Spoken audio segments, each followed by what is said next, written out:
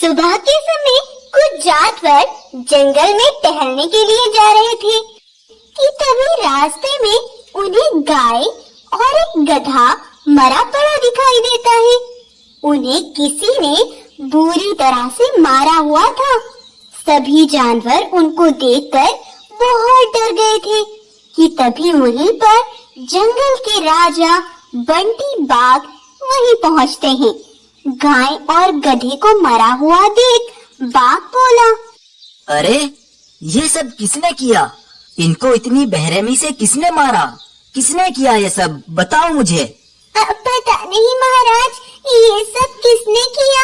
हम तो जंगल में टहलने के लिए जा रहे थे, तब हमने ये सब देखा। इसी तरह अगले दिन एक मादा भालू भागती हुई बाघ के पास आती है और बोलती है, महाराज महाराज, पता नहीं किस जालिम ने मेरे बच्चे को बड़ी बेरहमी से मार डाला।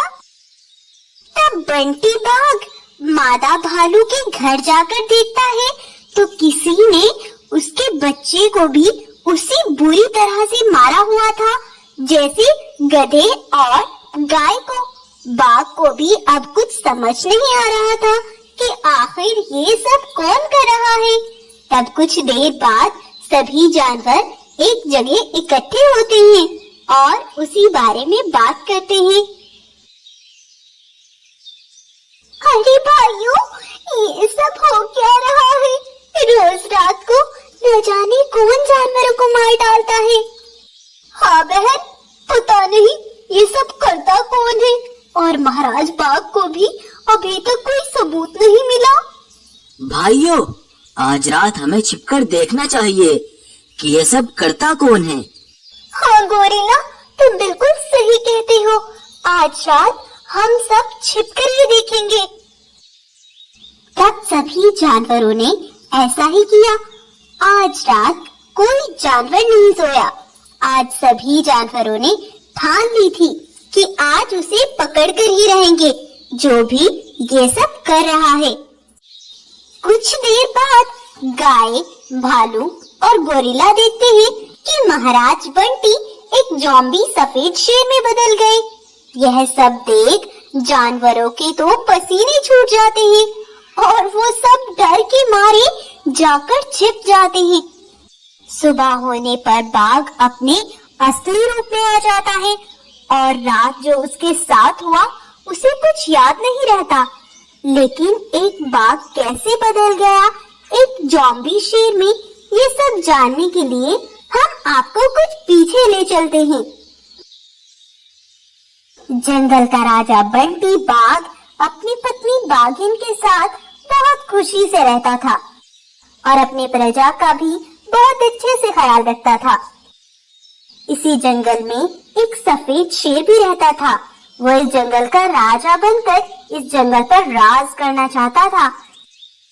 एक बार बाघिन बंटी बाघ से कहती है, सुनो बंटी महाराज, मुझे बहुत जोरों से प्यास लगी है। मैं अभी पानी पी कर आती हूँ। हाँ ठीक है बागिन, जाओ, लेकिन जल्दी आ जाना। उनको बातें करते सफेद शेर सुन रहा था।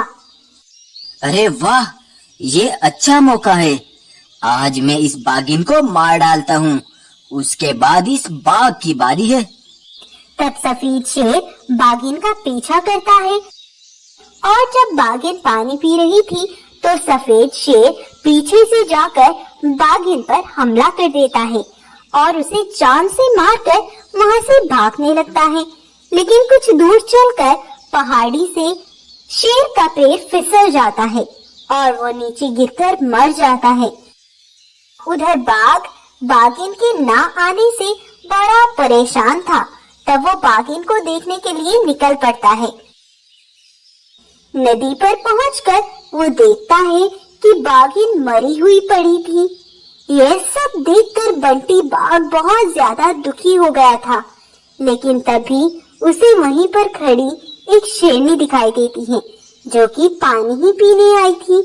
उसको देखकर बाघ बोलता है, जरूर बागिन को उसी शेरनी ने मारा होगा, मैं उसे छोड़ूंगा नहीं। तब बाघ जाकर उस शेरनी पर हमला कर देता है और उसे बहुत ज्यादा जख्मी कर देता है। तुम दुष्ट बाघ का मैंने क्या बिगाड़ा था जो तुमने मुझे मार डाला? मैं तुम्हें श्राप देती हूँ, तुम काली रात में भयंकर रूप लोगे और हमेशा दुखी रहोगे। उनकी यह बातें दूर खड़ी एक लोमड़ी शुरू से आखिर तक सब देख रही थी, लेकिन डर के मारे वो बाघ को कुछ नहीं बताती और वहां से भाग जाती है।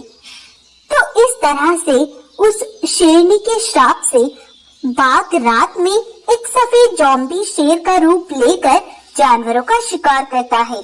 वहीं जानवर बाघ को एक सफेद ज़ॉम्बी शेर में बदलता देख बहुत ज्यादा घबराए हुए थे। अरे भाइयों, ये क्या हो रहा है? हमारे महाराज बंटी बाघ कैसे ज़ॉम्बी शेर में बदल जाते हैं?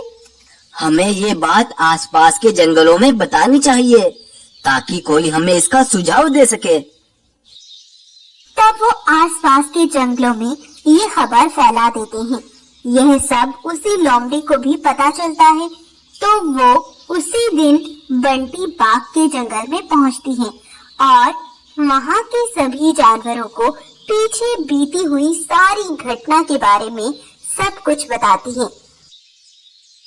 उसकी बातें सुनकर गाय कहती है, अच्छा, तो जरूर ये उस शेरनी का ही श्राप होगा जो महाराज बंटी को उसका श्राप लग गया। अब हमें किसी पंडित के पास जाना होगा और इस बारे में सब बताना होगा। तब वो एक पंडित को पूरी बात बताते हैं। तो पंडित उस रात बाघ की निगरानी करता है और जब बाघ सफेद ज़ॉम्बी शेर के रूप में बदलता है तो पंडित अपनी शक्तियों और मंत्र से बाघ के शरीर से सफेद शेर की आत्मा को निकाल देता है और अब बाघ बिल्कुल ठीक हो जाता है और फिर से सभी जानवरों के साथ खुशी खुशी रहने लगता है।